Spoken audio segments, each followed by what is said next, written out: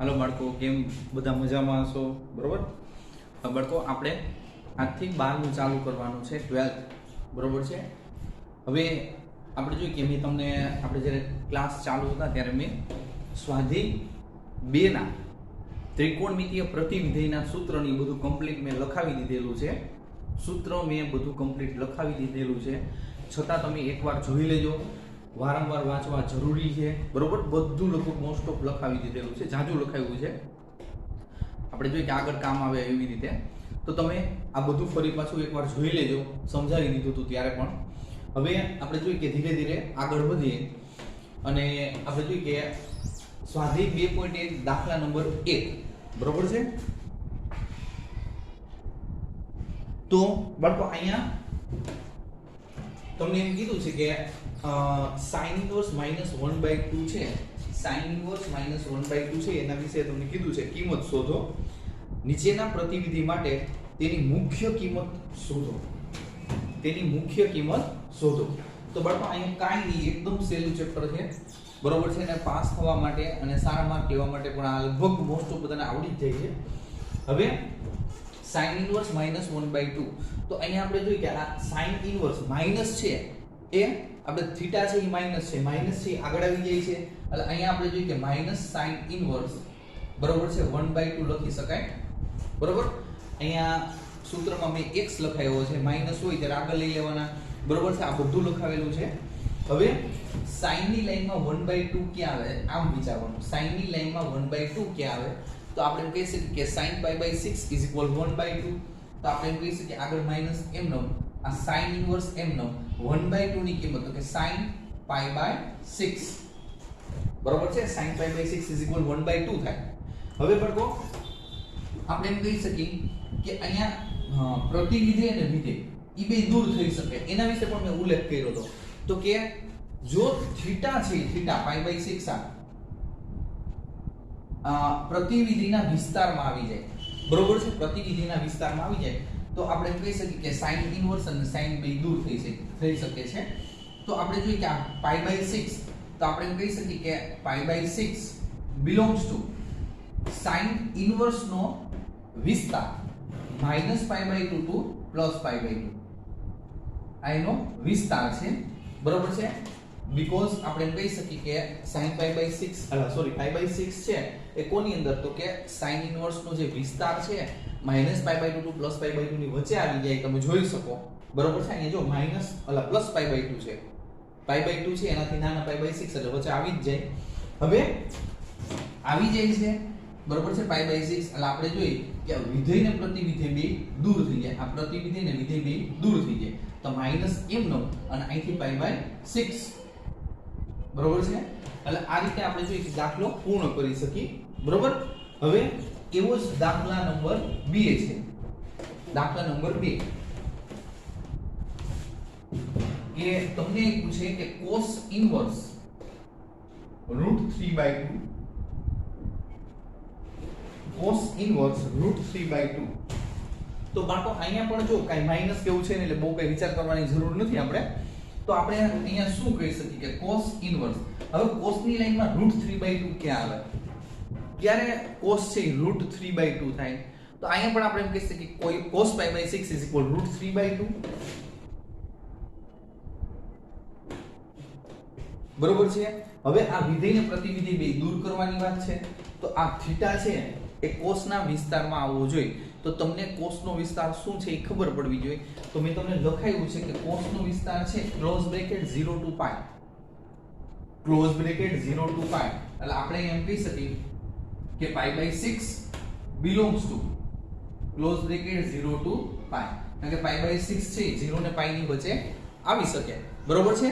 કે π/6 છે π કરતા નાના છે, 0 કરતા મોટા છે, એટલે એની વચ્ચે આવી જાય છે. એટલા માટે આ વિધેય ને પ્રતિવિધેય બે દૂર થઈ જાય.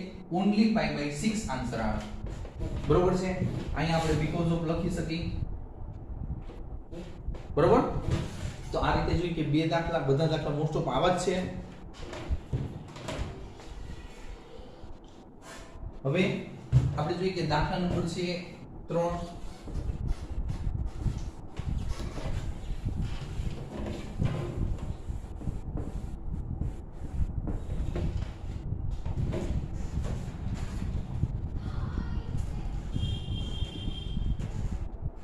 Cosec inverse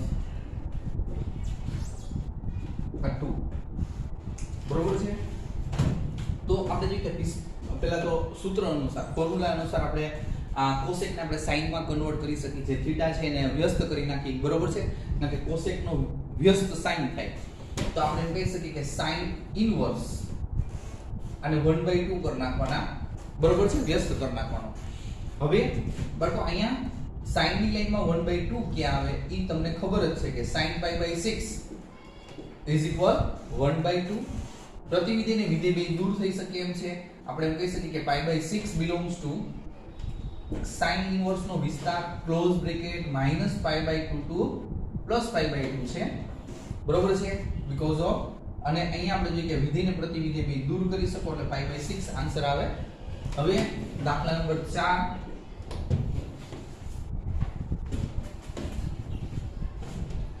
tan inverse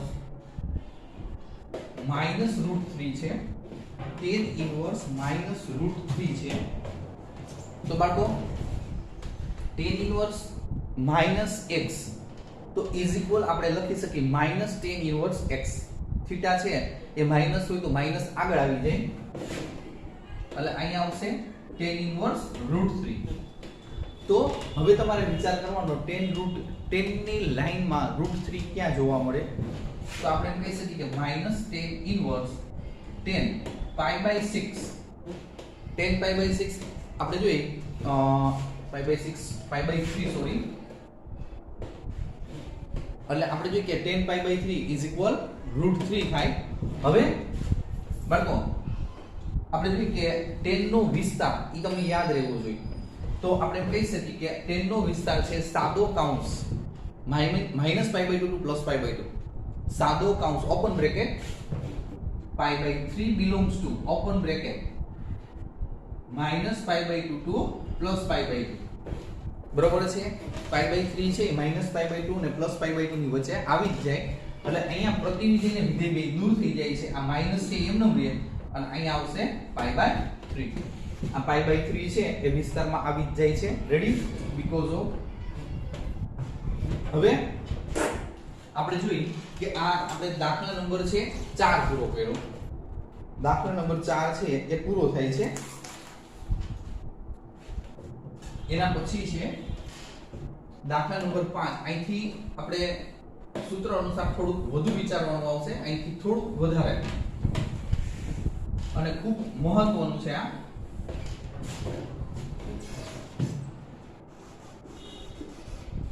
cos inverse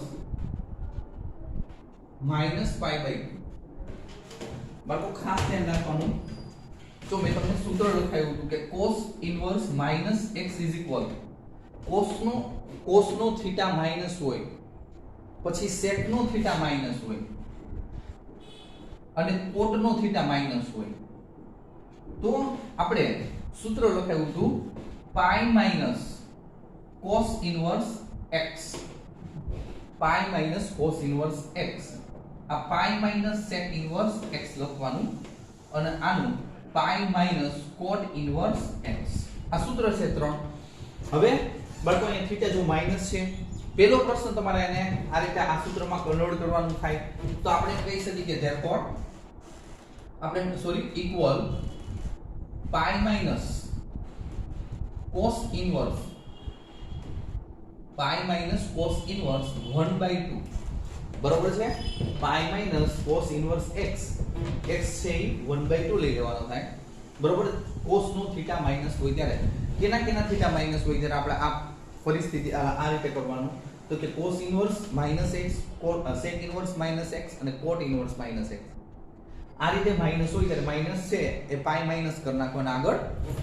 હવે વિચારવાનું કે આ પદ એમનો પછી અહીં સેકન્ડ ટર્મમાં આપણે એ વિચારવાનું કે cos ની લાઈનમાં 1/2 ક્યાં આવશે તો cos ની લાઈનમાં 1/2 cos π/3 આગળ cos ઇનવર્સ તો અહીંયા cos π/3 રેડી. હવે આ પાઈ માઈનસ વિધેયને પ્રતિનિધિ દૂર થઈ શકે કારણ કે π/3 છે cos ઇનવર્સ ના વિસ્તારમાં આવી શકે.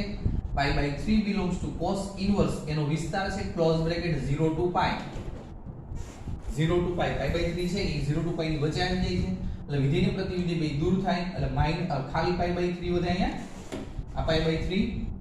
હવે આનો સાદુરૂપ દઈ દેવાનું 3π માંથી 1π બાદ એટલે 2π/3.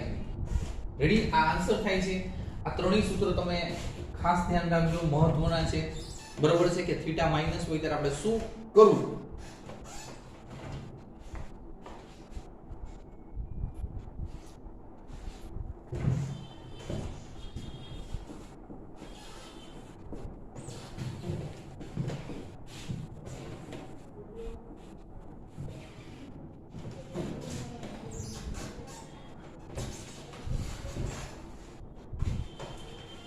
નંબર 6 હવે એમાં તમને એમ પૂછે કે tan ઇનવર્સ -1 પછી 7 પર લખી લો.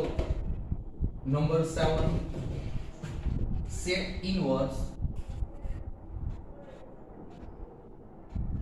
2/√3.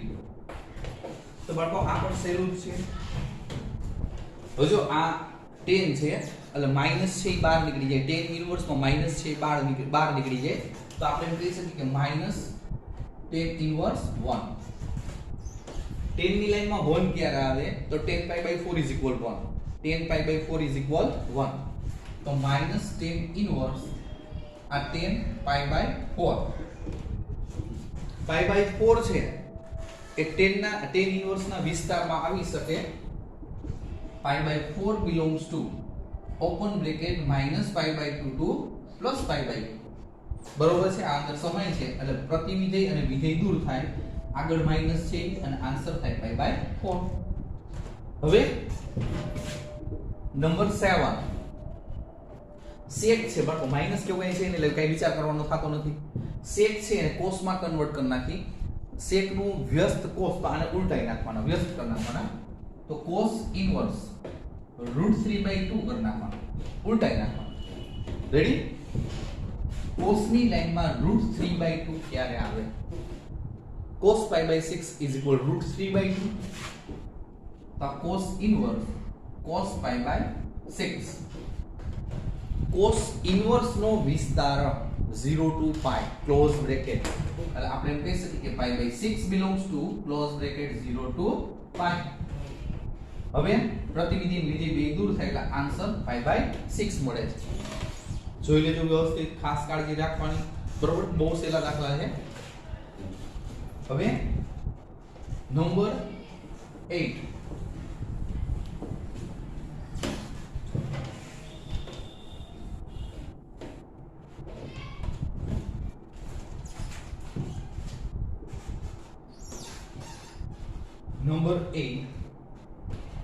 cot inverse √3. પછી નંબર 9 cos ઇનવર્સ -1/√2.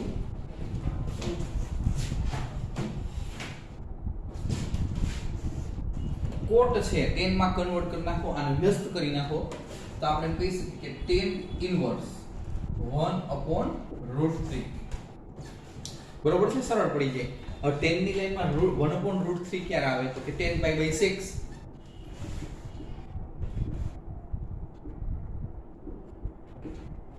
બરોબર છે?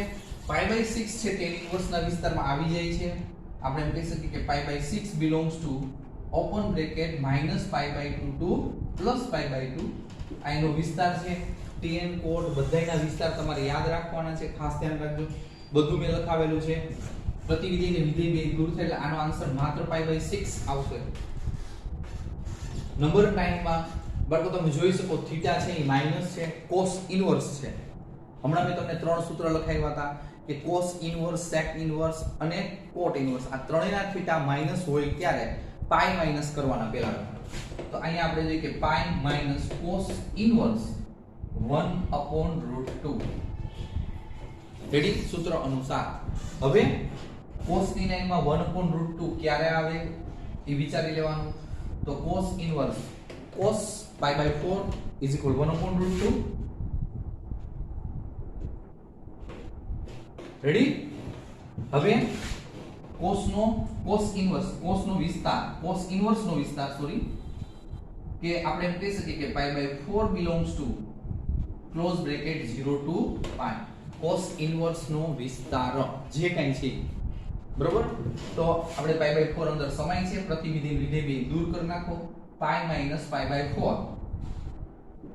હવે સાદુરૂપ દઈ દો 3 પાઈ બાય 4, 4 એકા 4, 4 પાઈ, 4 પાઈ માંથી 1 પાઈ બાદ આપણે લખી શકીએ કે 3 પાઈ બાય 4. આ બે દાખલા આ રીતે થઈ શકે, ધ્યાન રાખવાનું.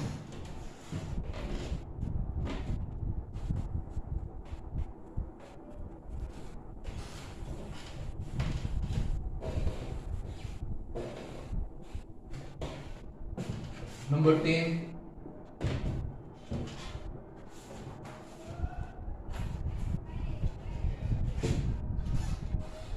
cosec inverse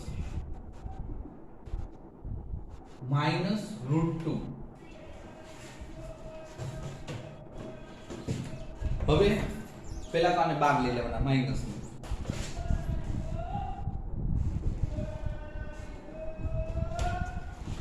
cosec નું વ્યસ્ત sin કરી અહીંયા વ્યસ્ત કરતા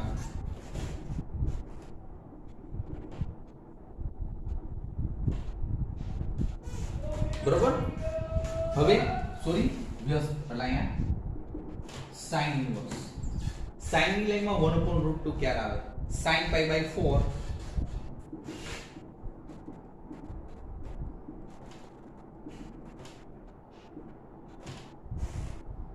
pi by 4 belongs to minus pi by 2 to plus pi by 2 close bracket sorry bracket માં ખાસ ધ્યાન રાખવાનું close bracket open bracket બધુંય minus pi by 2 to plus pi by 2 ready. પ્રતિવિધિને વિધેય લઈ દૂર કરી નાખો, અહીંયા આવશે pi by 4 11.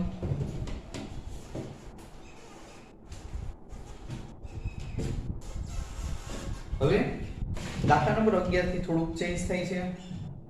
હવે અહીંયા તમને એમ કહે છે કે tan ઇનવર્સ અભિવ્યક્તિઓનું મૂલ્ય મેળવો. નીચેની અભિવ્યક્તિ એટલે તમને થોડુંક વધારે આપેલા છે આ પ્રતિવિધેયો. tan inverse 1 plus a cos inverse minus 1/2 plus sin inverse minus 1/2 આનું મૂલ્ય મેળવવાનું છે. આખા જે પદ 3 છે, ત્રણેયનું સરવાળો બાદબાકી જે થતું હોય એનું મૂલ્ય મેળવવાનું છે. હવે પહેલા તો સાદું રૂપ દીધાનું, જો બે જગ્યાએ માઈનસ છે તો માઈનસ નું જે કંઈ થતું હોય કરી નાખવાનું. આ tan ઇનવર્સ 1m નો cos ઇનવર્સ માઈનસ થીટા સૂત્ર અનુસાર આગળ પ્લસ છે એટલે કઈ ઉપાધિ નહીં, પાઈ માઈનસ cos ઇનવર્સ 1/2. પછી sin ઇનવર્સ છે, માઈનસ છે, માઈનસ આગળ લઈ લો, plus minus minus sin inverse 1/2. હવે સાદું આગળ જે કઈ પ્રક્રિયા થતી હોય આની કે tan ઇનવર્સ, tan ની લાઈનમાં 1 ક્યારે આવે તો કે tan પાઈ બાય 4. હવે મૂલ્ય આ પાઈ m નો માઈનસ cos ઇનવર્સ 1/2 તો cos ની લાઈનમાં 1/2 ક્યારે આવે તો cos પાઈ બાય 3 તો cos inverse cos pi by 3 minus sin inverse sin pi by 6 sin pi by 6. હવે પ્રતિવિધિને વિધેય બે દૂર કરી નાખવાના. અહીંથી આપણે બીજો કઈ ઉલ્લેખ નથી કરવાનો કે અહીંયા ત્રણ જગ્યાએ પ્રતિવિધિ આવે છે. પાઈ બાય 4 પ્લસ પાઈ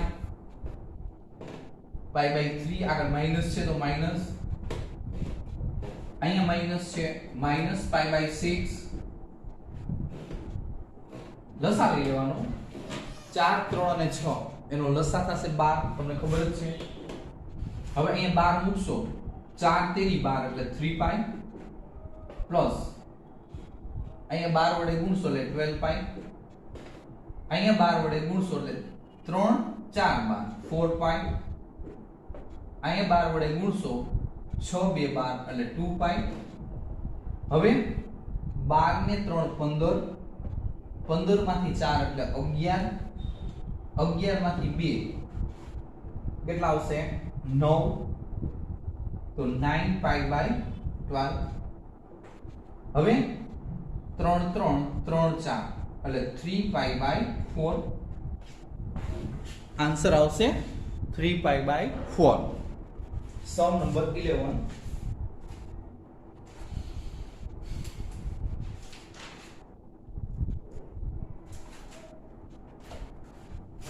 આપણે જોઈએ કે વ્યવસ્થિત તમે આ દાખલો જોઈ લો આવા 2 થી 3 હજી આવશે આગળ ન સમજે તો ફોન કરીને તમે પૂછી શકો છો બરોબર અહીં સુધી આપણે રાખીએ